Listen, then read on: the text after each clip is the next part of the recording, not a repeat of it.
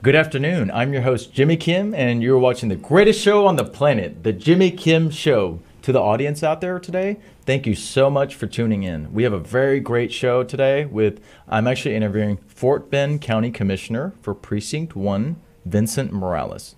And for those of you that aren't familiar where Fort Bend County is, it actually is in the southwest part of Houston, out in the suburbs. A familiar city you may know is Sugar Land. And Sugar Land at one time was actually ranked one of the best cities to live in the whole country. And Fort Bend County also covers more of the suburb areas around there. Commissioner Morales will enlighten us and give us more information about that as we start the interview. But anyways, as we continue, let's go.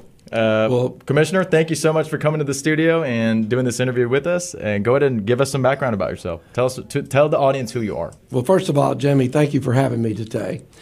Let's talk about Vincent Morales. Yes. Vincent Morales ended up as an elected official, but never went out to actually pursue that.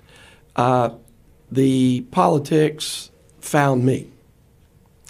It was back in 2010, former Mayor Gurecki of the city of Rosenberg had served as mayor for 12 years, and he came to me as a businessman, but as a involved, active member of the community, serving on many boards, and also had been a joint appointee of the city of Richmond and the city of Rosenberg to the West Fort Bend Management District. And so that's where I really learned to develop relationships with TxDOT, with county government, and of course the municipalities in the area. So anyway, long story short, Mayor Gurecki felt like that I would make a good mayor for the city of Rosenberg. So who's your mentor? He is my mentor. And I will say that I was hesitant at first, growing my business, and never, as I said, never seeking politics or seeking elected office. But after discussing it with my wife and the family, I told Regina, who is my wife, I said, you know, it's just another way to give back to the community. And so I ended up running in 2011, May of 2011, and not feeling that we would win, but was hoping that we would win.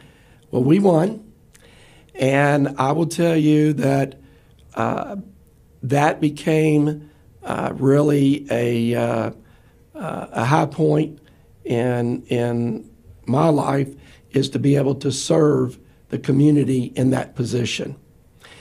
I was able to really create, have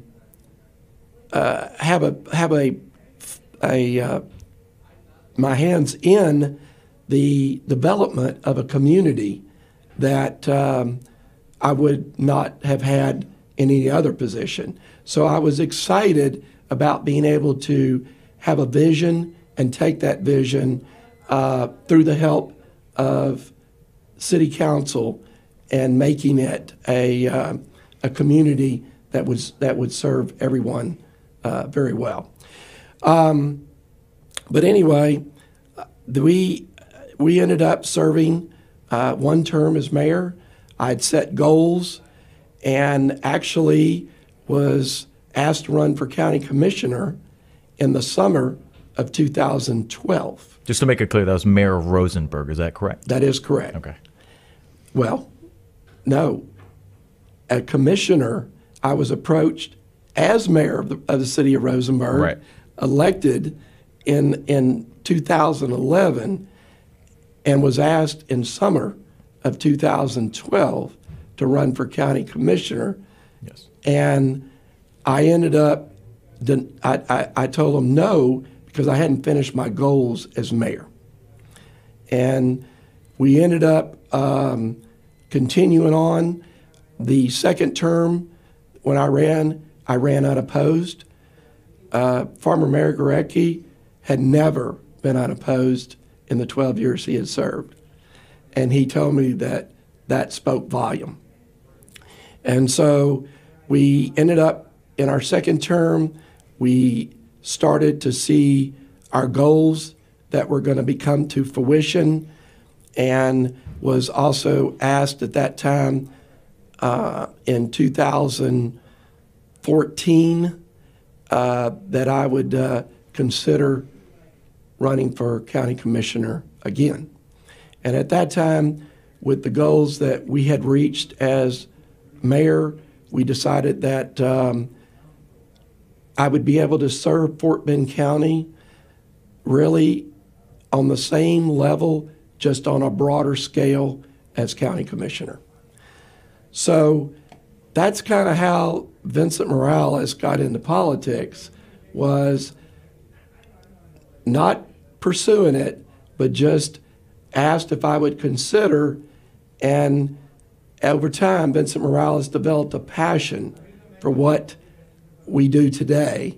And so I am very honored, and it is a privilege to serve the people of Fort Bend County.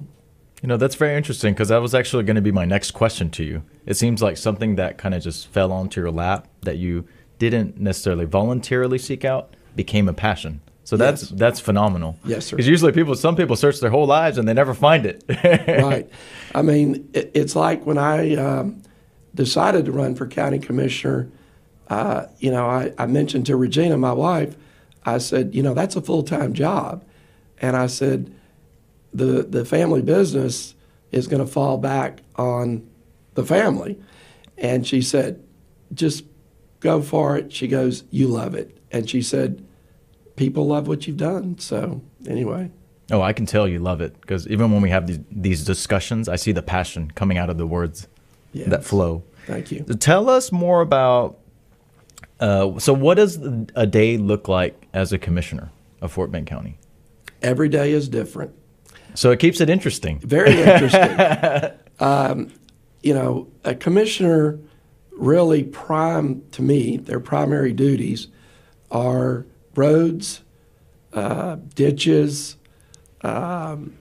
just solving people's issues, day-to-day issues.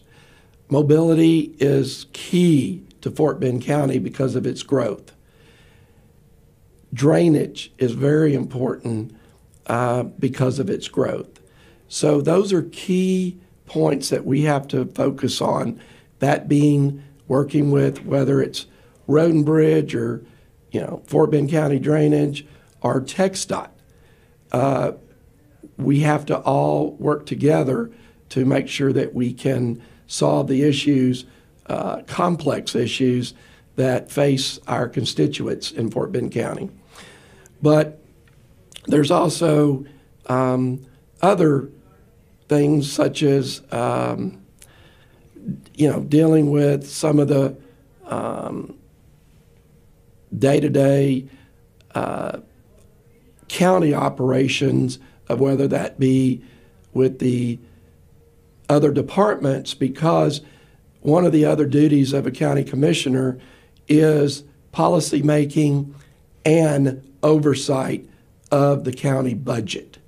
It is approved by Commissioner's Court, the county budget. So a lot of times you also get engaged with the other departments on helping them facilitate their needs because of the oversight of the budget. So, like I said, every day is a new day, but it does keep it very interesting. Absolutely, and it sounds like your plate is full there. So you got a lot of things going on. Yes, 24/7. That's right, Jimmy. People don't realize what a county commissioner really does. If you look at it, the county is an arm of basically the state, and we can't create laws or or ordinances like a city, all right? Those have to be created from the state level through the legislative body. So we're carrying out those laws, and so it is, it's real important that we represent what the state needs are as well as a county commissioner. So if you think about all the laws that are passed each session, a lot of those do affect a county level to carry those out. That's interesting. So while you're working, do you do a lot of coordination with the state government and city government? It sounds like you do. We do. Tremendous amount. We do. And federal as well? And federal. I will tell you that most of the interaction is with our state elected officials. Okay. State House reps, state senators. We are constantly engaged with them on whether there's needs for funding or whether there's needs to create a law or a policy that can be passed on for the benefit of the constituents as well. Federal level, Congressman Nails and I, we've talked several times since his election and since me being in office, talking about what they can do to help us on the federal level that usually filters down to the state level as well. So there is an interaction there. It's just like with TxDOT as a governmental entity, we work with them all the time as a partner to get a lot of the mobility projects accomplished within the county. Now, going back a little bit, how important was it for you to have a mentor in your life? Because it seems like it was almost pretty much life-changing for you at the time. It was. When that person entered and had a conversation with you. It was. So what does that mean to you, just the importance of that, and why people should seek out mentors? You really should. I will tell you that on today's level, as far as some of the folks, and not to be disrespectful, but some of the folks that are running for office should not be running for office. I actually agree. I don't think it's disrespectful. I will tell you that, in my opinion, as having a mentor like former Mayor Gurecki that encouraged me to serve on a city council level has been so beneficial and educated me to be able to do the job as a county commissioner better than someone that has never had any interaction with government. Right. I will tell you that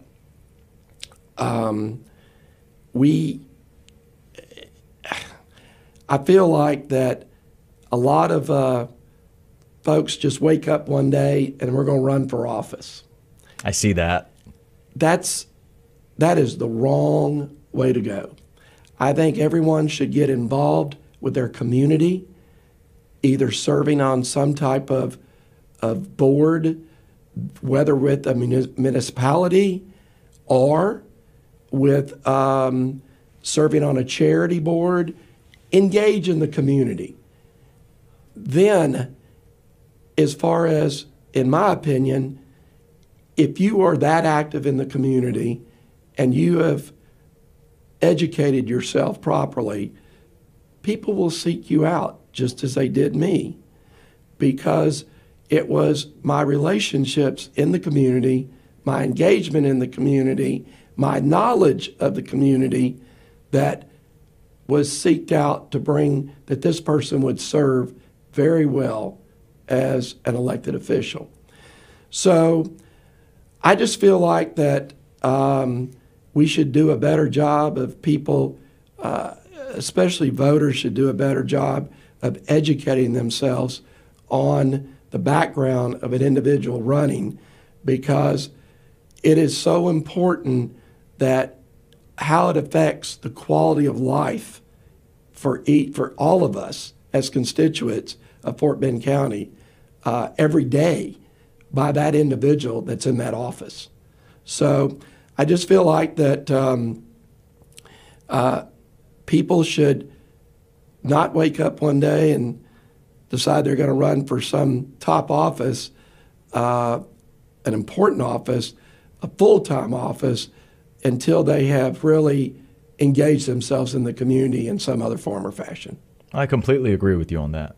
So there you have it for anybody listening out there. Invest your time and energy in a good mentor. Vincent, you probably actually don't know this about me, but I've actually had some world-class mentors myself. That's great. That's what it takes. It is, yeah. But it was a choice as well. Yes. To accept that. Exactly. Because some people are so stubborn, they're like, no, I don't want to listen to anybody. Yeah. And then it hurts them. You've got to be a good listener.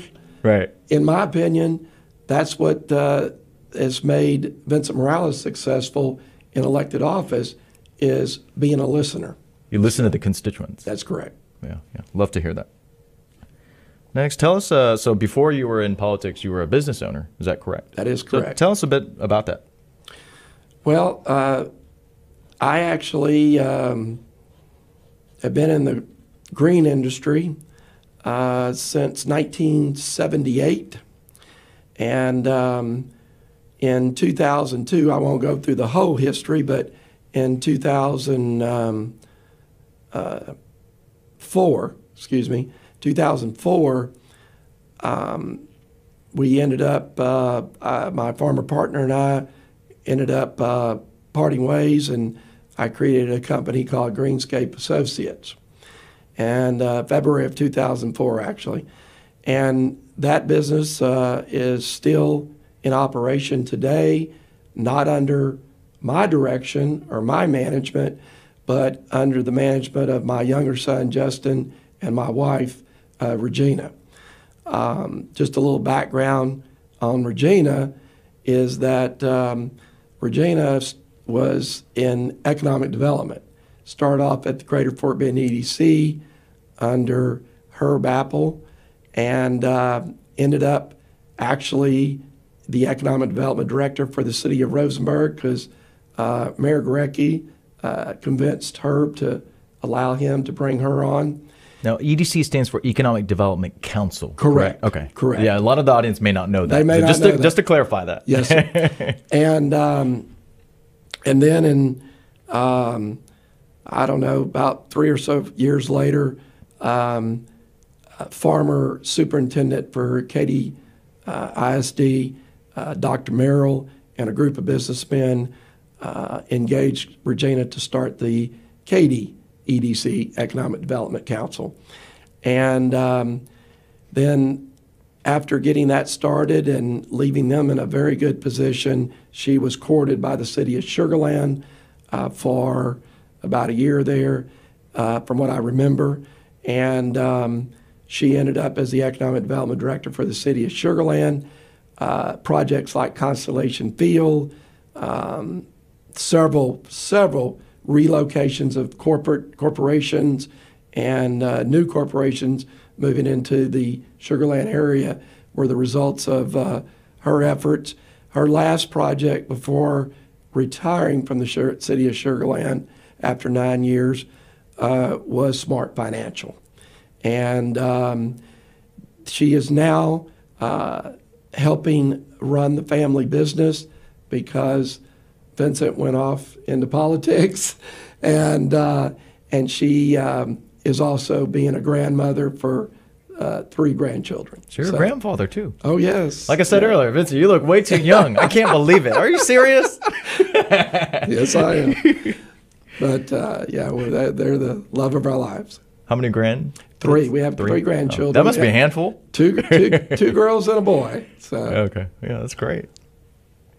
Next, you're also, so you have been and are still active as a board member of nonprofits. Is that correct too? Oh, yes. Yeah, I know it's quite a few. So if you can just tell the audience about a few of your favorites or most meaningful. Well, I've definitely had to cut back over time. Oh, yeah. Because of the time commitment. Yes. As a county commissioner. And, that is what I was elected to do. So where I can help in nonprofits, I do. But there's one nonprofit that I'm very active in right now that was actually created after I became county commissioner, and that is called Fort Bend PAWS. Fort Bend PAWS, its mission strictly is to serve and to support Fort Bend County Animal Services. And how that all started was we did an assessment of Fort Bend County Animal Services through a national organization that actually pointed out 10 things that would improve the operations of Fort Bend County Animal Services. Some of those were low-hanging fruit that were, extending hours, opening weekends, et cetera, et cetera. But one of the items that they suggested was that a nonprofit be formed. Back then, Farmer Judge Hebert asked me if I would take that and run with it. I am president of Fort Bend PAWS.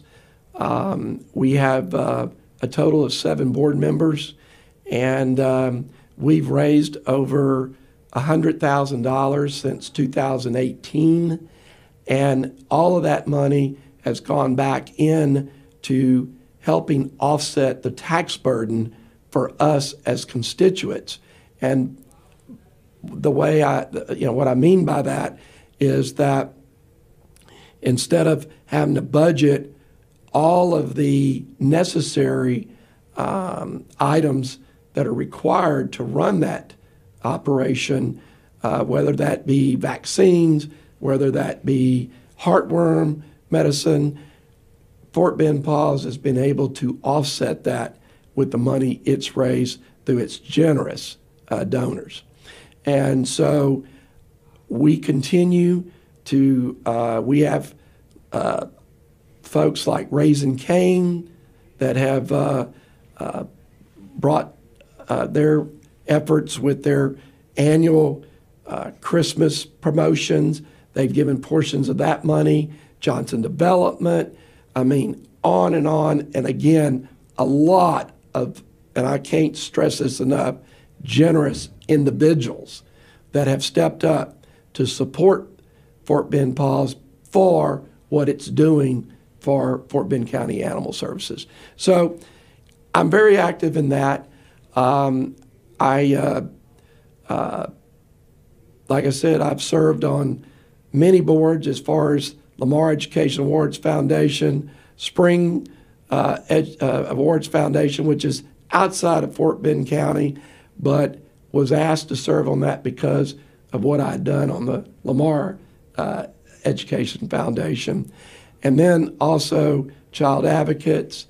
The list goes on, Jimmy. And I did it because it was giving back to the community. Right. And again, in my opinion, what I do today is giving back to the community every day. Yeah, it's all volunteer, right? That's correct. That's correct. Right. Thanks for doing that. Next, what is the current state of Fort Bend County from your eyes as a commissioner? Is there room for tremendous amount of improvement? Is it already doing well? So in that regard. Well, I will tell you that just a recent briefing from the auditor's standpoint, financially, Fort Bend County is in very good shape.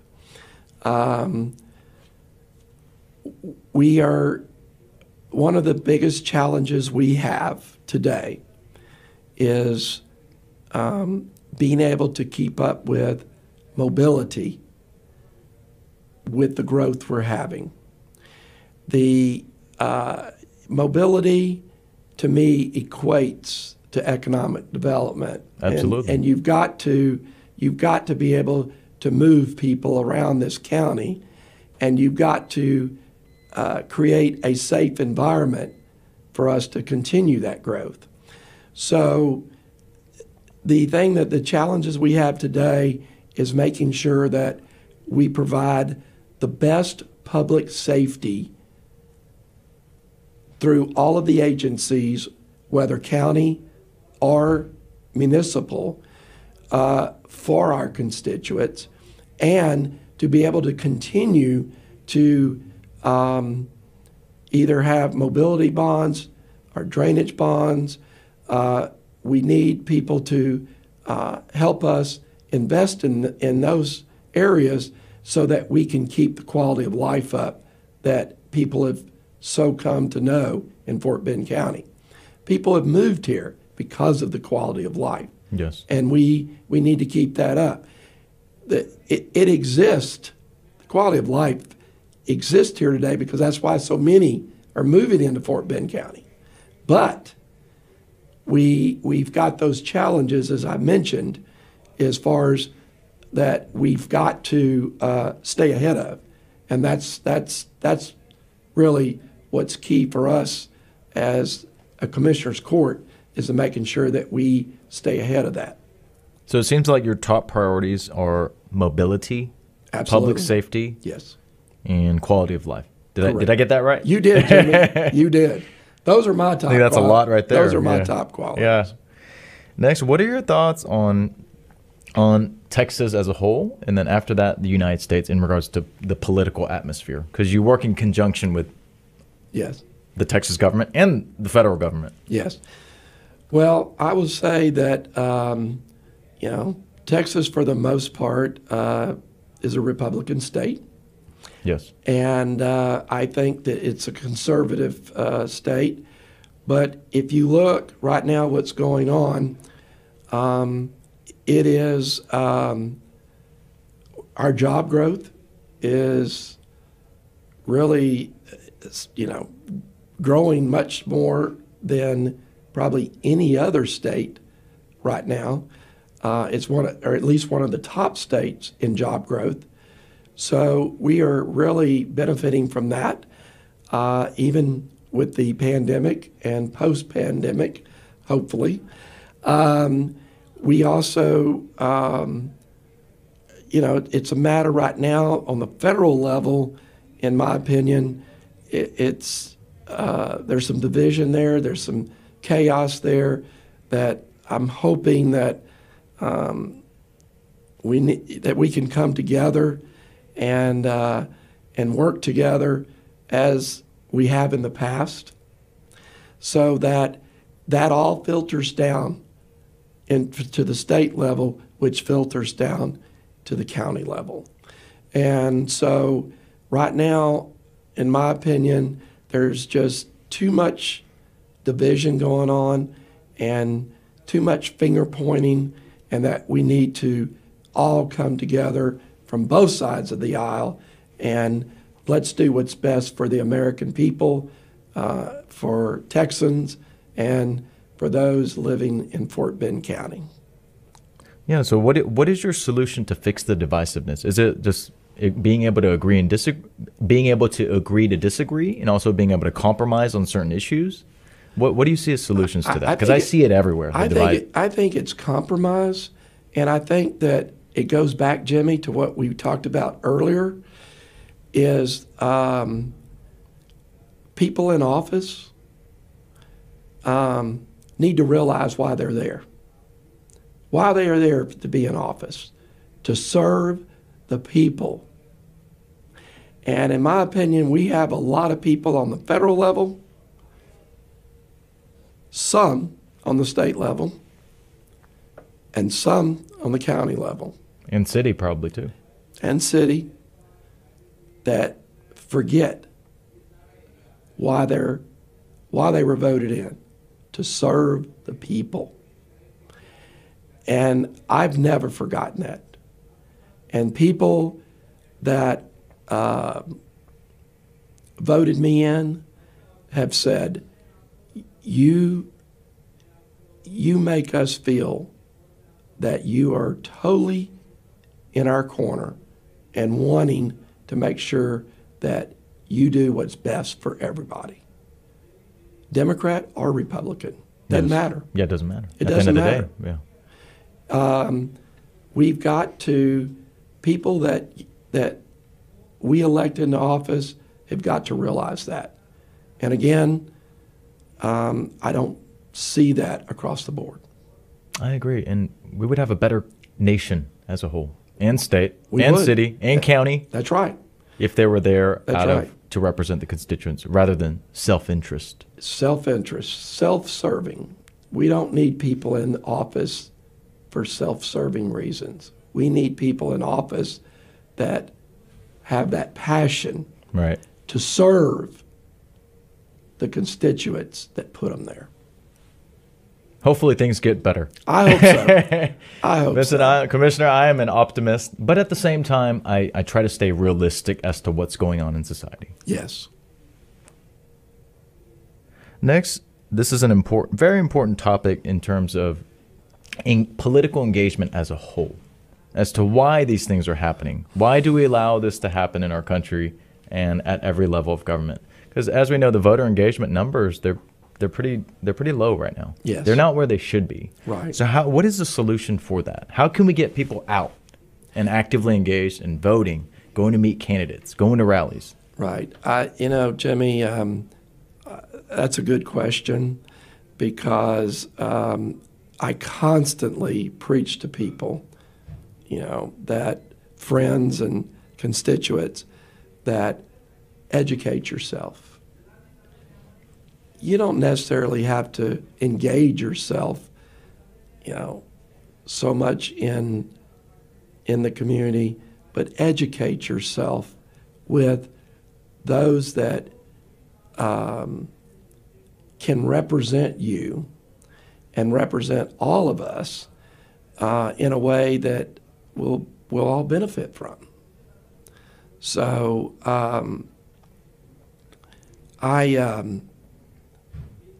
it's just getting people out, educate them. And voting, that's the most important thing. Yes. But voting with the information beforehand. Because if they blindly just start pushing buttons, I think that's just as bad as not voting, honestly. Right. So as you said, it's voting with the right information and knowing who you're voting for. Right. Which is actually, it's very easily accessible. And Oh, even, yeah. even to meet the candidate. I mean, how did we meet? Met at a rally. Right. Just hanging out. Right.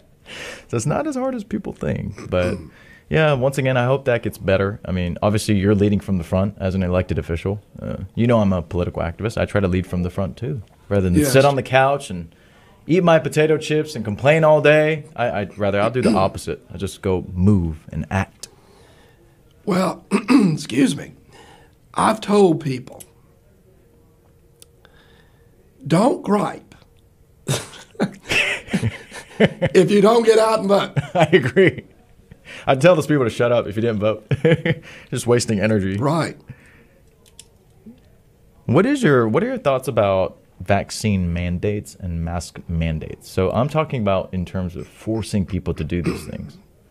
Do you think it's right or wrong? I think it's wrong. Okay. The reason I say that is people should have a right to decide really what's best for them. I'm not saying that we shouldn't educate, back to the education, Yes. educate people on proper protocol that would help with the situation of COVID. But I am not in favor of forcing people to do something. Government should not have that role, in my opinion. Yes. I think that we should do a better job on, and I thought this the whole time, we should do a better job of educating the public on what procedures would be good to help protect them, but not force it on them. So I know there's going to be some folks out there that feel like that it's for their protection as well that this be required. But that is not how this country was built. Agreed. It was not built on mandates. It was built on the fact that of freedom, and we by government having growing government and having government step in my opinion, is reducing that freedom that our forefathers fought so hard for. It's interesting that you said education, because I've been trying to do the same thing, Commissioner. Yeah. So people that I interact with that are scared, I tell them, hey, how's your personal health? Yes. How's your immune system? Yes. How's your diet? Right. Have you been exercising? Right. Then you don't have to live in fear 24/7. Well, that's what I'm saying, and what you're saying. Educate people. What else goes along with that? Right. Like you said, diet, physical exercise. Yeah, move around a little bit. Yeah. I mean, there's so many other factors that would help as far as with a person's health. And I don't feel like it should be something that the government should be stepping in on. Yeah. Oh, I did leave out an important thing, and also being in community, having some friends to talk to. Yes. That's really strong for the immune system. Yes. And it's not openly discussed. Right. But rather, many big institutions are resorting straight to vaccines and masks. Exactly. But I'm a big advocate of personal health, because I engage in it myself. So Sure. I practice what I preach, or I would not be telling anybody else to do it. Well, I think that's a good practice. Thank you. So I'll continue to do that. So when you had a difficult moment throughout your career, a lot of adversity, how did you keep moving forward, and how did you deal with that, whether it was in business or politics? Well, one thing that I always believe in, and my boys, my business employees, and even in today in the political world, communication is 100% of what I believe makes a difference. I always said 90% is communication, 10% you got to know what you're doing and get the job done. I truly believe that when there was difficult times, whether it was good or bad, communicating with an individual or organization always got us through the situation. And why I say that is that many times in business, I would have people I would call. I would not always give the answer they wanted to hear, but they appreciated that. They appreciated the fact that I was communicating. And it was hard sometimes when there is a problem at hand to have to deliver bad news. But I will tell you, more times than other times, people said, thank you for at least getting back to me. That is one of my pet peeves right now, and what I carried through into the elected office, is that I've always said, we've got to get back with people, whether it's what they want to hear or not. I know it's hard. You've got an issue, a drainage issue, or whatever the problem may be. But if we get back to people in a timely manner and deliver, at least tell them, explain to them, sometimes we're heroes, sometimes we're not. But I can tell you, again, more times than many, we've had people say, not what I wanted to hear, but thank you for your quick response. So my whole thing is just address problems head on. Now, one of the things we do is that we try to facilitate as much as we can on addressing the problem to figure out what's the best way to solve it if there is a solution. But communication to me is key with any kind of conflicting situation. Yes, that's good because right now we're communicating to lots of people. Yes, we are. Yes, we are. Thank you. Thankfully.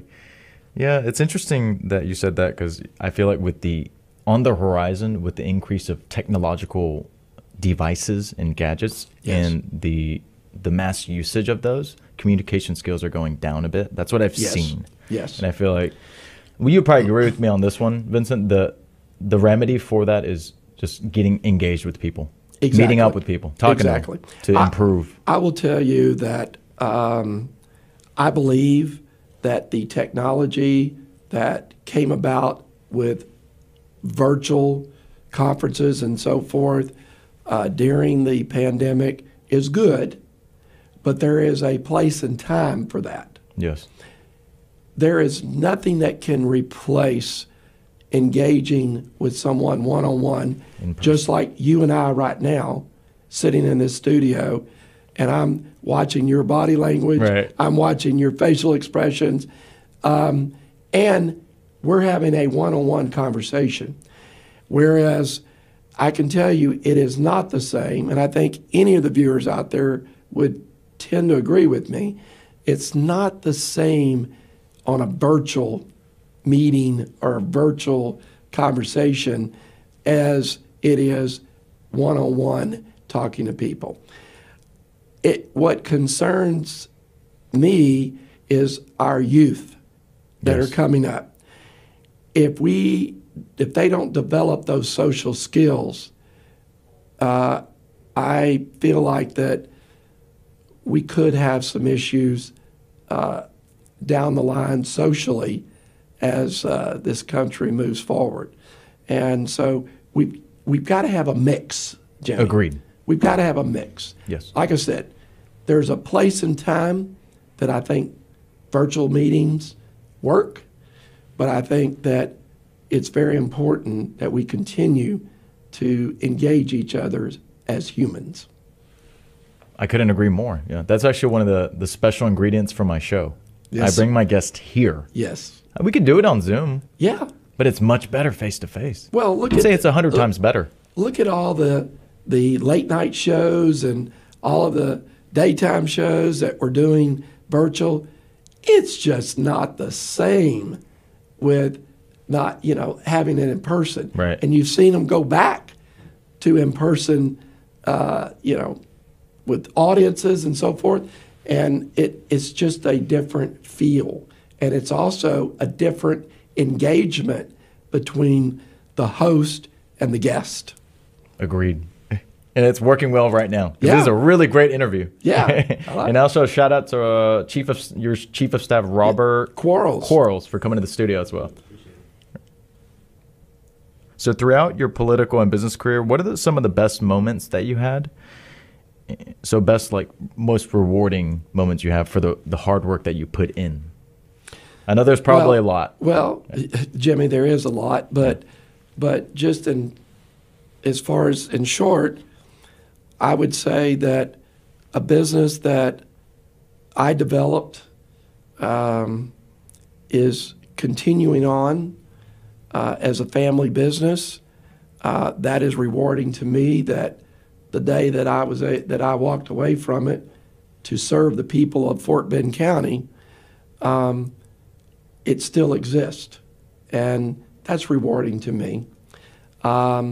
It employs a lot of people. So you created jobs. I created jobs. Even I was so proud of Greenscape during the pandemic. They weren't laying off people; they were hiring people. Nice. And so, anyway, that's very rewarding. And as far as as being in elected office, being able to serve and accomplish a lot of the mobility issues that existed when I came into office and just solving a lot of the problems that existed prior to me taking the Commissioner Precinct 1 office. I was able to resolve a lot of those. And that, I can drive down a road now that was kind of stagnant as far as the project, and it's done. It's just like there's a road called, some of the viewers out there will probably, or listeners rather, will probably identify with. There was a road called Crab River Road, which is part of 99 going south in the Great Wood area, that when I came into office in January of 2017 was somewhat stagnant. It was not to go to construction until January of 21. And we focused on that because those people were, those families were having to take an hour to get to 1.5 miles down the road to bring their kids to school. Well, January of 21, that road is done. And so it's things like that, and I could go on and on. There's several of those stories, but it's things like that that are rewarding, that I've been able to serve the community and to improve the quality of life for that community. That is rewarding to me. I bet that would be. So is there a highway named after you? No. Not yet. Not yet, but stay tuned for that. So not necessary. Yeah. Is that the same road that road you had mentioned, Crab River? Crab River Where Road. Freedom Hall is? Is that the same street, or is that different? That's the one you were talking that's about? It. Oh, because actually, that's where we met. I met you at Freedom Hall. Yes. Yeah. That's right there. It. Nice. I will tell you, and that goes further south to the Lamar Consolidated Independent School District complex, and that's about 1.5 miles down the road. And those people it would take them an hour to get their kids to school. Oh, yeah, I like that street. It's very wide open and just well, fluid traffic moving both directions. I got to tell you, I got a lot of kudos for that. Thank you. Yeah. So, what is in the future for Commissioner Vincent Morales? I will tell you that I want to continue to do the best as a county commissioner for Precinct 1. And Jimmy, in all honesty, I have no intentions of any other political elected office except continuing, if the people so desire, as county commissioner for Precinct 1. I would like, hopefully, I don't know if we're going to get into this, but I have a whole new voter base now, a whole new precinct area due to redistricting, and I hope that those people are happy with the same level of service that we left with our old voter base and constituents that will want to reelect me in 2024. Jimmy, that's as far out as I'm going to go, but as far as my intention is to continue to serve the county as Precinct 1 County Commissioner. Excellent.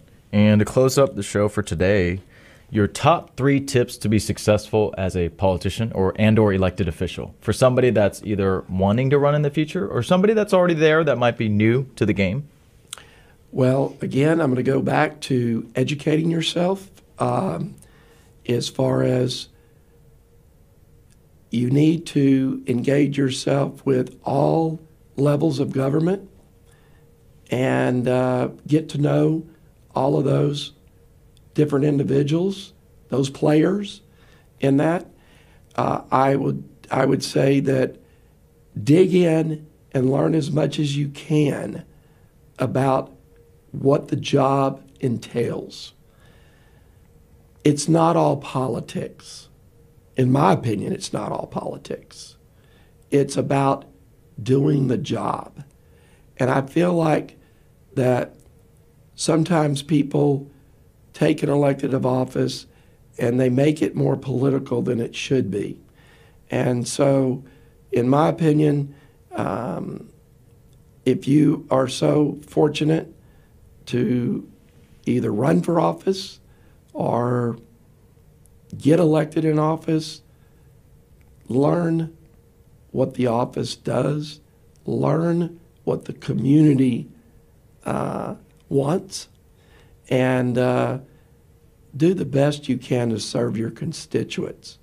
And not so much on the political level, but on the quality of life level, in my opinion.